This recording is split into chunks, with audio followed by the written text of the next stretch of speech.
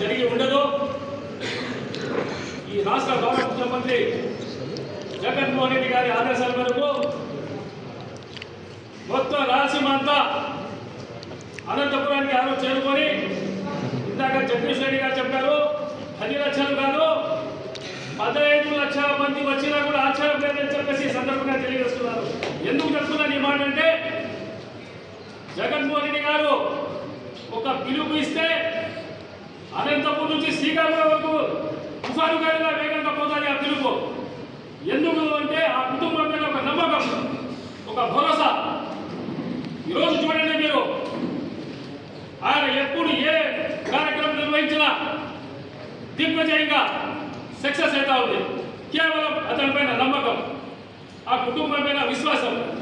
మాట తప్పడు, మడమ తిప్పడు. ఇంకొక అంశం చెప్తున్నా సోదరులారా, ఇక్కడ వచ్చిన వాళ్ళంతా చాలా అనుభవజ్ఞులు, రాజకీయ భేదాలు. మీరందరూ కలిసి మాట్లాడుకోండి. మీకు ఎన్ని వస్తువులు కావాలన్నా మక్కువ గారు మీకు సమకూరుస్తారు. మొత్తం అన్ని సదుపాయాలు కల్పిస్తే అనంతపురానికి వెళ్ళడానికి మనమంతా సిద్ధంగా ఉండాలా. ఆ సభను జాగృతం చేయాలా. మరొక అంశం నేను చెప్తున్నాను, జగదీష్ రెడ్డి గారు చెప్పినట్టు 2014 వరకు ఈ మండలం తెలుగుదేశం పార్టీకి మెజార్టీ వస్తూ ఉన్నది. 2019లో వైఎస్ఆర్ కాంగ్రెస్ పార్టీ వారి గుర్తుకు మెజార్టీ ఇచ్చిన మండలం ఇది. తర్వాత మండల ఎన్నికలు వచ్చాయి, వైఎస్ఆర్ కాంగ్రెస్ పార్టీ జెండా ఎగింది. ఇక్కడ సర్పంచ్ ఎన్నికలు వచ్చాయి, మెజార్టీ స్థానాలు మనం కైవసం చేసుకున్నాం, జెడ్పీటీసీ కైవసం చేసుకున్నాం. ఎవరు కూడా ఆధారపడే అవసరం లేదు. మా నాయకుడు జగన్మోహన్ రెడ్డి గారు ఏం ఎన్నికల ముందు 19 ఎన్నికల ముందు ఏదైతే వంచాలు ఇచ్చారో అవన్నీ పూజా తప్పకుండా పాటిస్తూ ఈరోజు తల ఎత్తుకొని మీరు ఓటు అడగండి. నేను ఈ రాష్ట్ర ప్రజలకు అన్ని విధాలు ఆదుకున్నాను. ఈ రాష్ట్రంలో ఒక్క ఇల్లు చూపించండి అక్కడ జగన్మోహన్ రెడ్డి గారి పత్రం లేదని చెప్పేసి. అలాంటి నాయకుడు మా వెనక ఉన్నంత వరకు మనం ఎవరికి కూడా ఆలోచించే అవసరం లేదు. సోదరులారా, నేను ఒకటే మీకు చెప్తున్నాను, గత ఎన్నికలలో 2019లో ఇదే కదిరి నియోజకవర్గంలో దాదాపు 28 చిలుకు ఓట్లు మెజార్టీ వచ్చింది వైఎస్ఆర్ కాంగ్రెస్ పార్టీకి.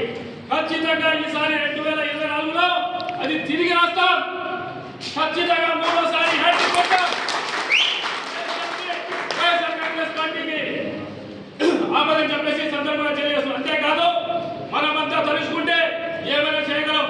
ఇదే స్ఫూర్తితో మీరు ముందుకు కదండి. విద్యావంతుడు, గుణవంతుడు మక్బూల్ అహ్మద్ గారు ఎప్పుడు మీకు అందువల్ల ఉంటాడు. ఎవరి సిఫారసు అవసరం లేదు. డైరెక్ట్ మీరు అతని ఇంటి తలుపు కొడితే ఖచ్చితంగా ఆయన స్పందిస్తాడు. ఏ సమస్య వచ్చినా కూడా ఆయన దృష్టికి తీసుకొని పోండి.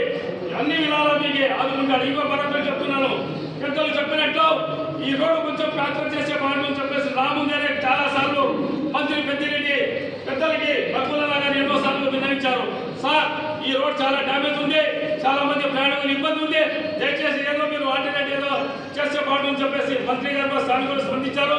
నాకు తెలిసినంత వరకు కొంతవరకు ఆ పనులు కూడా జరుగుతాయని చెప్పి నేను విశ్వసిస్తున్నాను. దయచేసి అది వచ్చి టెక్నికల్ ప్రాబ్లం, కాంట్రాక్టర్ సమస్య, ఆ సమస్య కాదని దయచేసి అర్థం చేసుకోండి. ఖచ్చితంగా మీరందరూ మనమంతా మక్బూల్ అహ్మద్ గారికి గెలిపిస్తే ఫస్ట్ లోనే మొట్టమొదటి కార్యక్రమం ఈ రోడ్ అని చెప్పేసి కూడా